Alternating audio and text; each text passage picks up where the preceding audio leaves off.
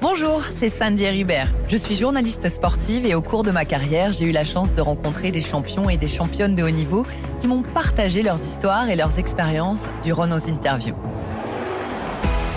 Les sportifs ont une capacité de résilience hors du commun qui peut tous nous inspirer au quotidien. Comment ces athlètes embrassent-ils le haut niveau ? Comment se relèvent-ils et combattent avec pour unique but être haut niveau ? Épreuve, persévérance, rigueur, sacrifice, victoire, résilience. Bienvenue dans Haut Niveau.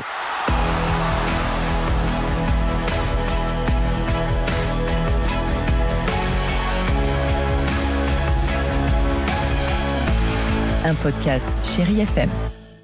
Nous recevons aujourd'hui un quintuple champion olympique, 7 fois vainqueur du classement général de la Coupe du Monde, 13 fois champion du monde. Il nous fait l'honneur d'être dans notre podcast aujourd'hui. Bonjour Martin Fourcade. Salut Sandy. Je suis ravie que tu aies accepté notre invitation. Je sais que tu fais peu de podcasts, donc on est ravis en tout cas. C'est gentil. On est privilégiés.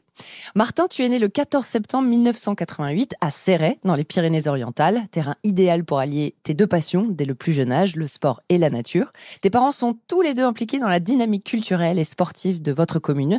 À l'école, tu choisis bien évidemment la filière sportive et tu te mets très jeune au ski pour faire un peu comme ton grand frère Simon. Tu commences le biathlon à l'âge de 10 ans. Les années passent, les compétitions s'enchaînent et les victoires aussi. En 2011, tu deviens champion du monde de poursuite. En 2014, tu remportes ton premier titre olympique en poursuite à Sotchi. Considéré comme l'un des meilleurs biathlètes de l'histoire, tu es le seul à avoir remporté 7 fois le classement général de la Coupe du Monde. Tu détiens également le record de globe de cristal remporté avec 33 trophées. Entre ta première victoire en 2010 et ta dernière course 10 ans plus tard, tu totalises 83 victoires. C'est donc en mars 2020 que tu prends ta retraite sportive sur une victoire en Finlande. Tu es le Français le plus titré de l'histoire des Jeux Olympiques d'hiver et d'été confondus. Le président Macron dit de toi que tu es une légende.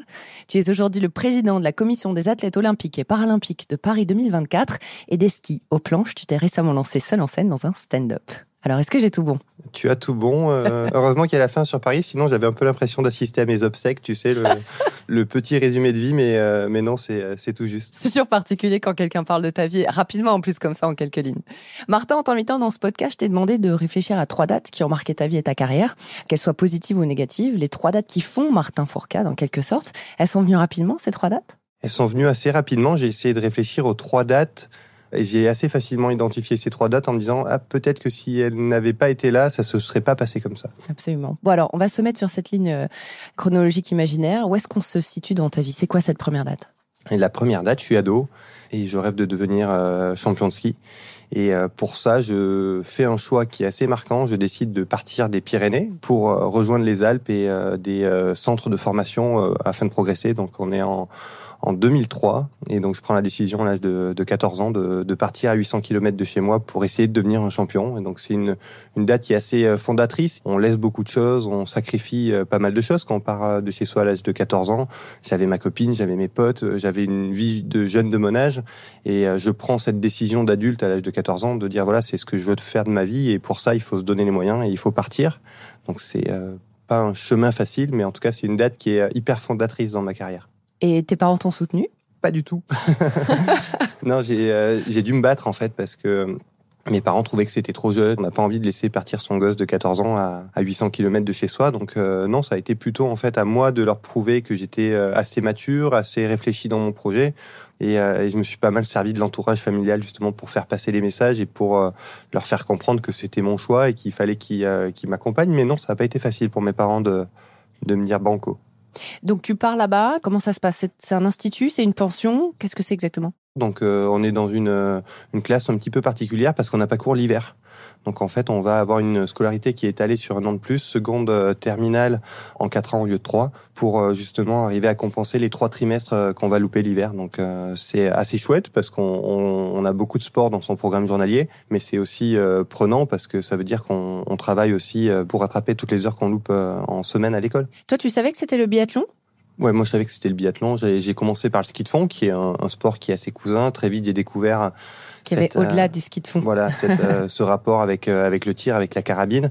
Et c'est vraiment quelque chose qui m'a intrigué, qui m'a donné envie d'aller plus loin. Et donc oui, je décide d'y aller pour faire du biathlon. Alors le biathlon, c'est un sport qui allie deux disciplines différentes. Le ski de fond, qui est un sport très physique, un sport d'endurance, un sport un peu laborieux. Et le tir, qui est au contraire un sport de précision et de concentration. Donc c'est en fait le mariage entre ces deux sports qui ont a priori rien à voir, qui est assez intéressant. On a des formats de course qui sont très dynamiques, où en fait tout peut basculer jusqu'au dernier tir. Chaque balle loupée engendre un tour de pénalité de 25 secondes supplémentaires. Donc chaque tir remet en fait en question la vérité de la piste. Et donc c'est cette dualité qui crée l'intérêt médiatique autour du biathlon et qui a aussi été très bien travaillé pour passer à la télé de manière assez fluide.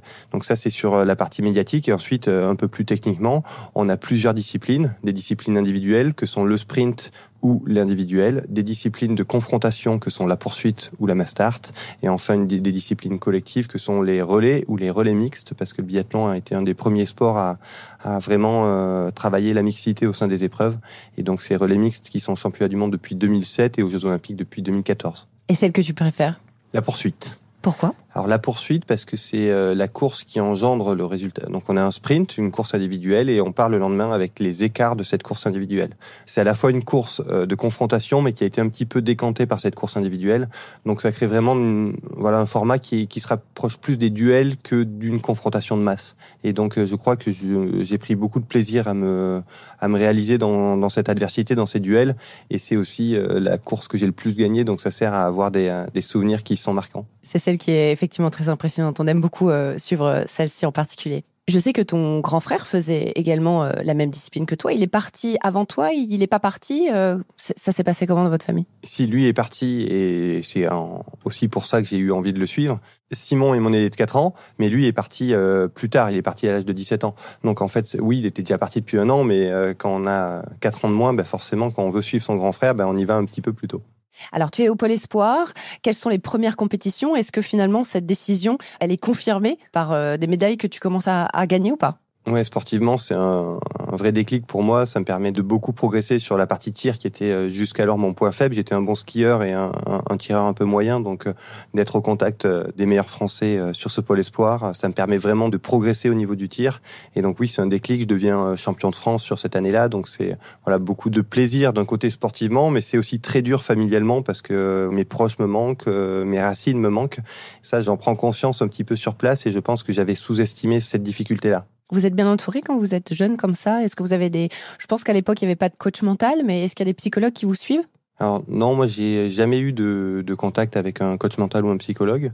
On est entouré un petit peu différemment. On a une famille d'accueil, on a pour moi ce référent qui est mon grand frère quand même, que je peux solliciter à tout moment. Mais il y a une partie de solitude, il y a une partie de l'introspection aussi qui est intéressante, mais qui est pas facile à mener à 15 ans. Est-ce que ça t'a fait mûrir beaucoup plus rapidement ? Alors je pense que c'est des choix de vie qui font grandir plus vite. Autant il y a des choses sur lesquelles on reste très immature, et il y en a d'autres sur lesquelles on devient forcément plus mature. À l'âge de 16 ans, j'ai un appart tout seul, je dois me faire à manger, donc forcément, ça fait partie des choses qui font, par la force des choses, grandir plus vite.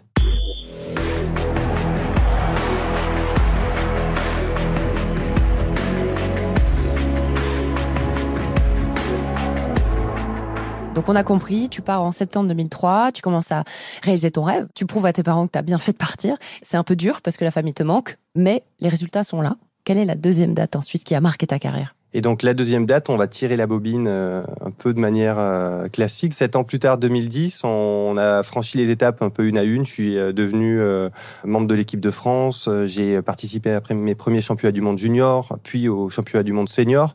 Et puis je me sélectionne un peu de manière naturelle, en fait, bizarrement, aux Jeux Olympiques de Vancouver. C'est une découverte de cet univers qui me faisait rêver.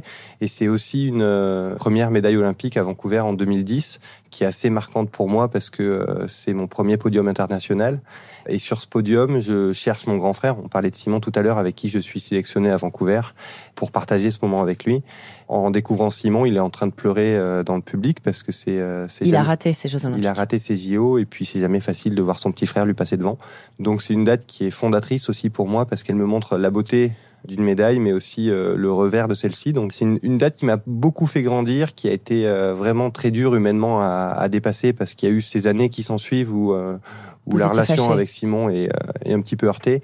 Donc un souvenir doux amer, en fait, c'est compliqué à expliquer. Ça fait partie de mon histoire. C'est une date que je ne veux pour rien au monde changer, parce qu'elle est très présente en moi. Mais de notre côté, c'est pas un souvenir inoubliable. Voilà, ce podium qui est un petit peu le moment rêvé où on va recevoir sa médaille. Ben oui, c'est pas comme ça que je l'ai vécu. Donc à Vancouver, c'est une médaille d'argent. Ensuite, les années continuent à défiler, tu continues à avoir plein de podiums, beaucoup de victoires. On arrive en 2014 à Sochi et il te manque évidemment l'or et en individuel surtout. Ouais, c'est le seul titre que j'ai pas encore gagné. C'est un schéma totalement différent de celui de Vancouver. À Vancouver, je suis là pour apprendre. Et au contraire, à Sochi, je suis le favori, je suis attendu, j'ai cette pression qui est à la fois bonne et mauvaise. Je pensais qu'elle était bonne et au dernier moment, je la subis un petit peu de manière plus forte que ce que je pensais. Mm-hmm. Je raconte souvent de cette anecdote qui m'a beaucoup marqué, parce que j'ai toujours rêvé de faire la une de l'équipe. Voilà un petit délire de fan de sport en disant j'aimerais un jour faire la une de l'équipe. Bien sûr. Et donc, je la fais pas en 2011 quand je deviens champion du monde, je la fais pas en 2012 quand je remporte le classement général de la Coupe du Monde. Et en fait, je la fais au matin de ma première course des Jeux Olympiques. L'équipe titre Samedi Martin, en mode point d'interrogation, est-ce qu'il va le faire, quoi. Et donc, en découvrant cette une, c'est à la fois beaucoup de fierté, mais c'est pas le sentiment prédominant. Là, non. Je me dis, en fait, c'est vrai que c'est le jour qui change ta vie ou pas. Et donc, du coup, c'est une pression supplémentaire. Une pression supplémentaire qui est pas facile à vivre. Je rate ma première course. Comme ça, je vais pas raconter que les bouts d'histoire qui m'arrangent. Je finis 6e. Et donc, par contre, je vais rebondir le lendemain en allant chercher l'or, en allant chercher ce titre qui est pour moi aujourd'hui encore le meilleur souvenir sportif de ma carrière. C'est une effusion de joie, c'est l'aboutissement de quelque chose. Et c'est aussi se coucher en se disant, voilà, ça, je l'ai, on me l'enlèvera jamais. J'avais peur, je crois, à ce moment-là, de finir ma carrière n'étant jamais champion olympique. En me disant, j'ai eu cette opportunité, j'ai dominé mon sport, j'ai tout ce qu'on veut, et j'avais peur de passer à côté. Donc celle-là, tu l'as. Martin, j'aimerais quelques secondes qu'on soit avec toi, dans ta tête, au moment où la Marseillaise retentit et qu'on te met la médaille autour du cou. Qu'est-ce que tu ressens à ce moment-là ? C'est une émotion qui est déjà partagée, parce que j'ai la chance de monter sur ce podium olympique avec Jean-Guillaume Béatrix, qui est mon pote d'enfance et qui finit 3e de cette course. Et donc, on vit ça à deux, et c'est un petit peu irréel. En fait, on vit le plus beau jour de notre vie simultanément. On est sur ce podium, on se regarde. Il y a cette fierté qui est partagée avec de la joie, j'ai l'impression d'être sur un nuage, en fait, qu'il n'y a rien qui peut m'atteindre, que je suis invincible. C'est vraiment une émotion qui est joyeuse. J'ai eu des médailles d'or au jeu où j'ai été beaucoup plus dans l'introspection. Tu vois, ce truc un petit peu solennel, à regarder la médaille, à regarder le drapeau monter, à se dire, waouh, tout ce chemin parcouru, ça, je l'ai vécu, j'ai eu le plaisir de le vivre. Mais cette médaille-là, la première, c'est la joie de deux jeunes mecs qui sont sur un podium olympique à vivre une aventure de potes en plus et à partager le plus beau jour de ma vie. Ça me permet de rebondir, ce que je vais ce week-end au mariage de Jean-Guillaume. Donc, voilà, l'émotion se poursuit quelques années plus tard. En gros, quand on est champion olympique, on est le meilleur du monde. Comment on fait pour se remotiver et puis rechausser les skis et puis repartir pour plusieurs saisons ? Alors pour ma part, j'ai changé de mode de motivation. Mmh. Jusqu'alors, j'étais attiré par les victoires, par les titres, donc j'avais par les unes de l'équipe. J'avais cette sorte de to-do list, tu sais. Je veux être champion du monde, je veux être champion olympique. C'était ça qui me drivait. J'avais cette carotte qui m'attirait, et c'est vrai qu'en remportant ce dernier titre qui me manquait à Sochi, j'ai vraiment pris conscience de me dire waouh, ça va être quoi la motivation et comment je vais arriver à refaire les sacrifices, à me réinvestir autant autour de ce projet. Mmh. Et en fait, j'ai changé de mode de motivation et je suis devenu beaucoup plus attiré par la performance que par le résultat. Et donc, j'ai finalement essayé de me coucher meilleur biathlète tous les soirs que ce que je me levais le matin. Et ça, c'est une quête, en fait, de motivation qui est sans fin. Parce que, voilà, tu peux toujours t'améliorer. Un titre, une fois qu'on l'a eu, on n'a plus à aller le chercher. Alors que chercher à s'améliorer, c'est infini. Et la quête de la perfection, on n'y arrive jamais. Donc, c'était vraiment un mode de pensée qui était totalement différent. C'est marrant, c'est la première fois qu'on parle avec un athlète de justement ce changement, le prisme en fait de la motivation a changé chez toi. C'est super bien. C'était ta manière à toi finalement de continuer. Parce que tu aurais pu très bien te dire bon ok ça y est, qu'est-ce que je vais faire après ? Mais en même temps tu n'avais pas d'autres projets à ce moment-là. C'était toute ta vie le biathlon. C'était ma vie. J'étais jeune, j'avais 24 ans, j'avais envie de continuer. Mais par contre j'avais cette intime intuition de dire si j'essaie de fonctionner de la même manière, ça ne marchera pas parce que j'ai plus ça. Et j'ai plus ce truc tellement fort. J'ai été vraiment très compétiteur dans ma carrière et cet attrait des titres et des médailles, il comptait pour beaucoup sur le début de ma carrière. Et donc de plus la voir, j'ai eu ce moment quand même de panique en me disant est-ce que cette flamme qui s'éteint dans le stade olympique de Sotchi, elle va continuer à brûler en moi, quoi. Et elle a continué à brûler puisqu'en 2018 à Pyeongchang, tu as de nouveau 3 médailles d'or olympiques en mass start, en poursuite et en relais mixte. Finalement, la perf, là, elle a payé. Ouais, et c'est assez rigolo parce que sur ces jeux, c'est aussi un changement d'état d'esprit. J'ai vraiment essayé, en fait, tout au long de ma carrière, d'être en accord un petit peu entre l'athlète et l'homme. Je crois en tout cas, c'était important pour moi d'être épanoui personnellement et ça rejaillissait sur mes performances sportives. Et je me suis beaucoup inspiré aussi de Tony Estanguet, qui est un athlète que j'ai énormément apprécié, auquel je me suis beaucoup identifié. Et Tony avait écrit un livre qui s'appelle Une histoire d'équilibre, où il racontait justement son changement entre ses premiers jeux à Sydney en 2000 et ses derniers à Londres en 2012. On entend beaucoup les cellules en nous évoluent. Et donc, il y a un moment où je me suis dit, en fait, aujourd'hui, je suis en 2018, il n'y a plus une cellule en moi qui était présente en 2010. Elles sont toutes mortes, elles sont toutes renouvelées. Ouais. Je peux plus agir comme je le faisais en 2010. En 2010, j'étais un jeune ado qui avait tout approuvé. En 2018, je suis papa de 2 petites filles. Je suis le leader de la délégation française. Je suis déjà quadruple médaillé olympique. C'est une autre posture. Donc, c'est une autre posture, c'est d'autres aspirations, c'est d'autres envies, c'est d'autres attentes. Et donc, oui, je dois agir différemment. Et je pense pour du coup revenir sur Pyeongchang, il y a une dimension beaucoup plus collective, mais aussi humaine. Il y a une quête de valeur en moi qu'il n'y avait pas du tout à Vancouver. À Vancouver, c'était égoïste, je faisais du sport pour gagner, pour moi. Et à Pyeongchang, il y a cette volonté de dire, voilà, aujourd'hui, qu'est-ce que je recherche ? J'ai des enfants, j'ai des coéquipiers en équipe de France à qui je veux transmettre des choses. Donc oui, il y a eu cette vraie évolution pour moi. Et le collectif s'est un petit peu imposé à moi, parce que c'était pas une quête que j'avais initialement, en tout cas. Mais c'est beau de se voir grandir. Et de prendre du recul et de se voir finalement changer aussi. Ouais. Changer et grandir.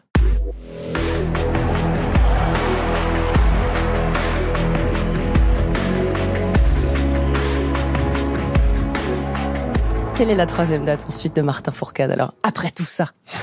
Et la 3e date, c'est une date qui est très symbolique pour moi. On est le 14 mars 2020. C'est le jour où je décide de prendre ma retraite. Et je dis que c'est une date très symbolique parce que le 14 mars, c'est aussi la date de ma première victoire. 10 ans auparavant, sur le même site, sur le même format de compétition. Donc voilà, c'est le moment idéal pour passer à autre chose. Le 14 mars 2020, c'est 2 jours avant la pandémie Covid. Donc voilà, c'est aussi une sorte d'arrêt brutal. J'ai vraiment l'impression de rentrer dans l'ascenseur et d'avoir les portes qui se ferment derrière moi et de laisser en fait toute cette partie de ma vie d'un coup. Donc c'est à la fois très brutal, à la fois assez doux parce que le Covid, moi je l'ai vécu de manière très sereine, en famille, avec à profiter du jardin et du beau temps, si je peux synthétiser. Mais oui, c'est une date qui est clé dans une carrière. Voilà, celle de dire je change de costume et je vais juste me remémorer ces dernières secondes en fait de carrière où je suis en tête de cette dernière course. Il me reste un tour pour aller chercher ma 83e victoire et j'ai une sorte d'énergie en moi, un truc qui est assez puissant, qui me porte dans ce dernier tour. Et j'ai vraiment la conscience de me dire, profite de ces sensations-là, tu ne les ressentiras plus jamais. T'avais anticipé ce départ ? Ou c'était pendant cette course ? Ou c'était après, quand t'as la médaille autour du cou ? À quel moment tu dis c'est la fin ? Moi, j'ai pris la décision 1 mois avant, à peu près. D'accord. Et j'ai annoncé que la poursuite serait ma dernière course. Donc voilà, c'est sûr que de gagner sur cette course-là, c'est une victoire qui est pleine de symboles. Ça permet de partir aussi totalement apaisé. Voilà, dans ma carrière, je crois, souvent on me demande est-ce que tu regrettes des choses. Donc déjà, c'est pas trop dans mon tempérament, mais là en plus, quand on parle là-dessus, on se dit, voilà, mon sport a été généreux avec moi. Et oui, je me suis beaucoup investi. Oui, ça a été des sacrifices parfois, mais j'ai tellement été récompensé de ça que je peux que partir heureux. Ça pouvait pas être une plus belle fin finalement de se terminer sur cette victoire, parce que tu l'avais annoncé, donc tu savais que c'était fini, et il fallait faire un podium pour dire au revoir de la belle manière, quoi. En tout cas, si je l'avais écrit, j'aurais trouvé ça un peu gros, tu vois, en me disant ouais non, ça passera pas, ça va se voir que c'est truqué. Eh ben, pas appelé l'équipe pendant faites une sur moi, je vais gagner, c'est ma dernière. Et ils l'ont faite. En plus, bien évidemment. Donc cette petite mort dont on parle souvent avec les athlètes qui mettent un point final à leur carrière, tu l'as pas senti. Tu viens de dire que c'était de la douceur. Il y a pas eu un petit néant à un moment donné, un ventre mou? Non, moi je l'ai pas vécu parce que je parlais du Covid, mais je pense que ça m'a beaucoup aidé à finalement vivre cette expérience déstructurante, mais de la partager avec mes proches, de la partager avec ma compagne qui elle aussi vivait un moment de sa vie en fait assez déstructurant.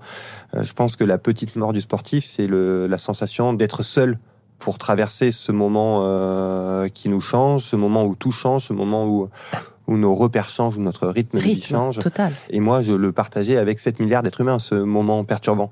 Donc, tout le monde était en pause avec toi. Donc oui, j'étais en train de vivre un truc chelou, mais la totalité de la planète le faisait avec moi, donc j'avais pas à me morfondre plus que les autres. On parle souvent de sacrifices, de résilience chez les athlètes. C'était quoi les sacrifices, toi, que tu faisais au quotidien sur toute l'année ? Alors moi, j'ai utilisé le mot sacrifice, mais je préfère parler de contrainte, en fait.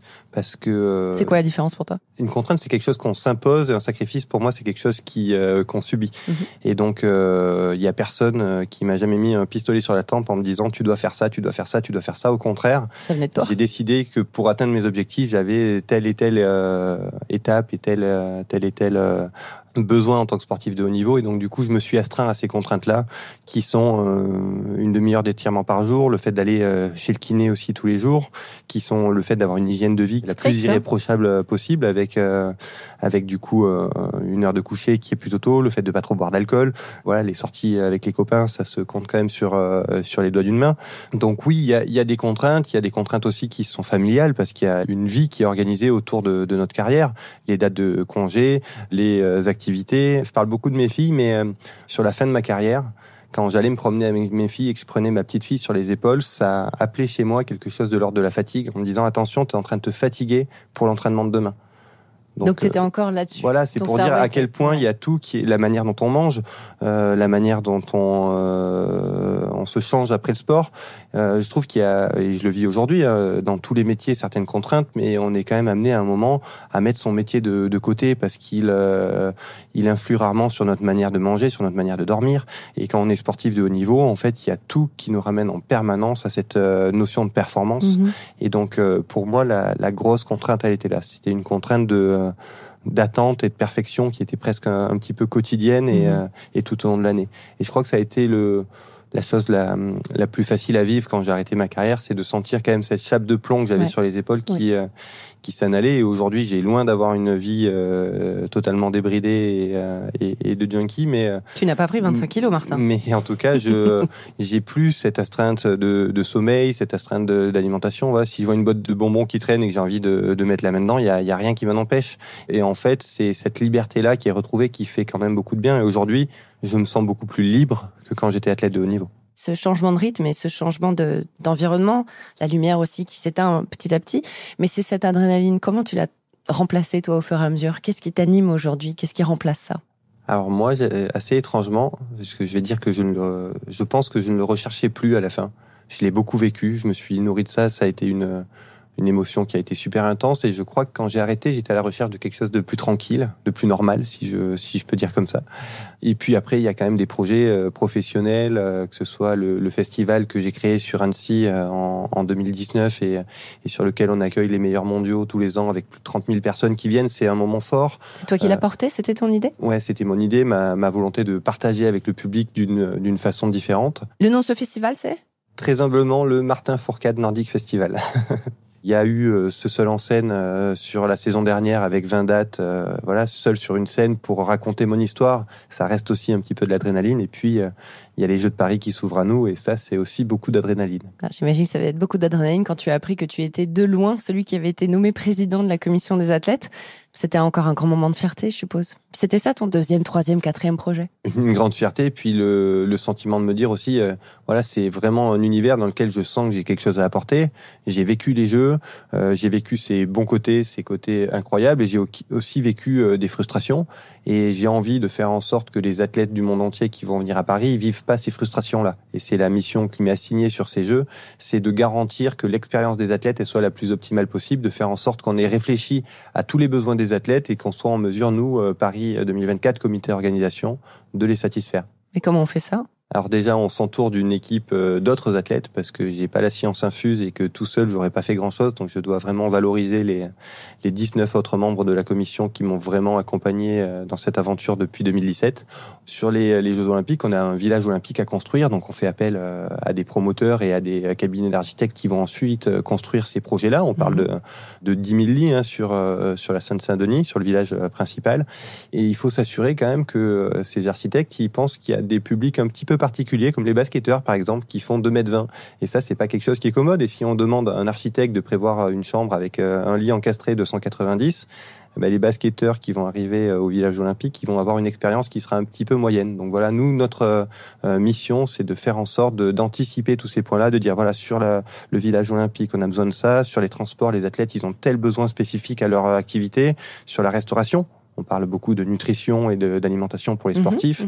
Quand on fait appel à un prestataire pour organiser le plus grand village et le plus grand restaurant au monde pendant ces 15 jours des Jeux Olympiques. Rappelle-nous, ça fait combien d'athlètes en tout ? Ça fait 10 000 athlètes sur les Jeux Olympiques et 5 000 athlètes sur les Jeux Paralympiques. Et on parle de 40 000 repas qui seront servis par jour au village olympique de Paris 2024. D'accord. Donc comme pour un mariage, tu as tout goûté ? On a tout goûté et on a aussi fait appel à des spécialistes en nutrition pour dire quels sont les besoins des athlètes, français bien sûr, mais internationaux, parce qu'on a une diversité de cultures et d'habitudes qui est unique sur un village olympique, pour faire en sorte que l'athlète qui vienne du Guatemala, de Chine ou des États-Unis, on puisse être en mesure de répondre à ses habitudes et à ses besoins particuliers pour essayer de gagner un 100 mètres ou une course de BMX. J'ai eu des expériences un peu houleuses parce que j'en parlais, les Jeux c'est quelque chose d'assez gigantesque à organiser. Je vais donner un exemple concret, celui de Vancouver 2010, mon premier podium, et je suis à 10 mètres de ma mère, je la vois et je ne peux à aucun moment la toucher ou m'approcher d'elle. Et donc ça, c'est une expérience qui est assez horrible en tant qu'athlète, de dire je suis en train de vivre le plus beau moment de ma vie, il y a ma mère qui est à 10 mètres de moi, mais j'ai pas le droit d'aller lui faire un bisou, quoi. Et donc ça, oui, c'est des choses sur lesquelles on travaille. Et donc le Champions Park au pied du Trocadéro, ce dispositif gratuit qui accueille 15 000 personnes tous les jours pour célébrer les athlètes et qui se transforme ensuite en seconde partie de soirée en live site pour vibrer autour des épreuves et être sur la plus grande fan zone de Paris. C'est un dispositif qu'on a conçu aussi en partie de ces frustrations-là en disant on a envie de la célébrer, on a envie de la partager avec ses proches. C'est humain. Ouais. Donc il y a encore du boulot, j'imagine, pour que ce soit hyper confort pour les athlètes. J'aime bien demander aux athlètes quel est leur plus grand souvenir en tant que spectateur, parce que évidemment, en tant qu'athlète, vous en avez plein.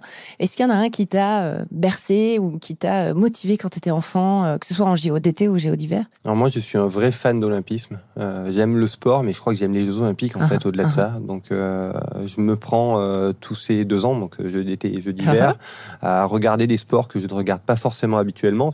Et du coup, à vibrer. Je crois que mon plus grand souvenir de spectateur, je parlais de Tony Estanguet tout à l'heure, mais c'est sa victoire aux Jeux à Londres en 2012, parce que c'est un moment où je suis tout seul sur mon canapé chez mes beaux-parents, et eux, ils sont dans la cuisine, et moi, je vis cette course avec l'émotion de quelqu'un que je connais un peu et que j'ai beaucoup suivi.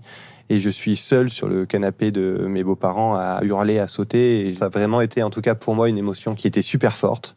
Et assez étonnamment, je l'ai vécu seul sur un canapé. Donc c'est pas, j'ai eu la chance d'être aux Jeux à Londres en 2012 plus tard. J'ai eu la chance de voir mon grand frère aux Jeux de Turin en 2006. J'ai eu le plaisir d'assister aux JO de Pékin en 2022. Mais en fait, assez étonnamment, mon plus grand souvenir de spectateur, c'est ce moment seul sur mon canapé en mois de juillet 2012 où l'athlète que j'admire depuis que je suis gamin va chercher son dernier titre olympique. Il n'y a rien de plus fort. On vibre avec le sport, c'est quelque chose d'incroyable. T'es face à moi, donc j'ai envie de te remercier pour toutes ces émotions que vous nous faites vivre, en fait. Donc, j'imagine bien ce moment fou sur le canapé à hurler avec les larmes aux yeux. Tu en as parlé un petit peu, mais avec ta casquette de président de la commission des athlètes, qu'est-ce qui nous attend, nous, spectateurs, pour ces Jeux de Paris 2024 ? Plein de belles choses. Moi, je suis de nature assez optimiste et je suis encore plus optimiste sur ces Jeux parce que, comme dans tous les projets qui sont très médiatisés, on parle beaucoup de négatifs, ça fait souvent plus parler. Mais pour vivre ces Jeux de l'intérieur et les organiser depuis 7 ans, je suis extrêmement joyeux à l'idée de l'événement qui approche. On est aujourd'hui, le jour du tournage, à quasiment 50 jours des Jeux. Et donc oui, c'est une joie intense pour moi et c'est aussi pas mal de projets qui ont été pensés pour ceux qui ont la chance d'avoir obtenu des billets, mais aussi pour ceux qui n'en ont pas avec, on en parlait, Champions Park, avec la possibilité aussi de regarder des épreuves qui se dérouleront en plein cœur de Paris. À Londres, en 2012, je suis allé voir le marathon. C'est un souvenir qui est génial et ces marathoniens, ces triathlètes, ces cyclistes, ils passeront dans le cœur de Paris et ils sont, on va dire, accessibles à tous. C'est aussi pour le grand public la possibilité pour les heureux élus de participer au marathon pour tous de Paris 2024. Ça, c'est encore une initiative qui est assez c'est fantastique. Et puis c'est bien sûr les Jeux paralympiques dès le 28 août avec des billets qui sont encore accessibles. Et là, pour le coup, aussi des émotions qui sont très fortes avec des athlètes qui ont des histoires et des récits de vie qui sont assez incroyables. Et donc oui, moi il me tarde ce 26 juillet, mais il me tarde aussi ce 28 août pour prolonger la fête, pour la vivre dans une dynamique aussi qui sera différente. On aura beaucoup de touristes et beaucoup d'étrangers au mois de juillet à Paris. À la rentrée pour les Jeux paralympiques, Paris, la vie aura en quelque sorte un petit peu repris son cours, et c'est aussi aux Parisiens et aux Français de se saisir de cette chance. On a aujourd'hui le film d'Artus qui fait un carton dans les salles, et j'en suis le plus heureux sur la thématique du handicap. Montrons-nous que c'est pas juste un coup de com' et qu'on n'est pas juste joyeux d'aller le voir au cinéma. J'apprécie et j'adore Artus. C'est le plus beau cadeau qu'il nous fait avec le carton de son film, c'est celui-là, c'est de montrer que oui, on se régale autant en suivant des athlètes qui sont handisport que des athlètes valides, parce qu'ils ont aussi leur histoire, parce qu'ils sont aussi des athlètes de très haut niveau. Et donc, il me tarde les Jeux Para le 28 août pour continuer à vibrer. Ça va être spectaculaire. Emmenons nos enfants, la rentrée aura repris et il faut les emmener. Parce que ça, c'est bien de montrer la différence dès le plus jeune âge. Et clairement. Tu veux emmener tes filles et ton petit garçon? Mes filles, mon petit garçon est un peu jeune. Il est encore un peu jeune. Il a 1 an, donc je veux bien l'initier un peu tôt, mais là, c'est vraiment très tôt. Mais oui, j'amènerai mes filles à la fois sur les Jeux Olympiques et sur les Jeux Paralympiques. Merci beaucoup, Martin, d'avoir été notre invité. Et puis, écoute, il me reste qu'à te souhaiter de très bons Jeux à Paris. Merci.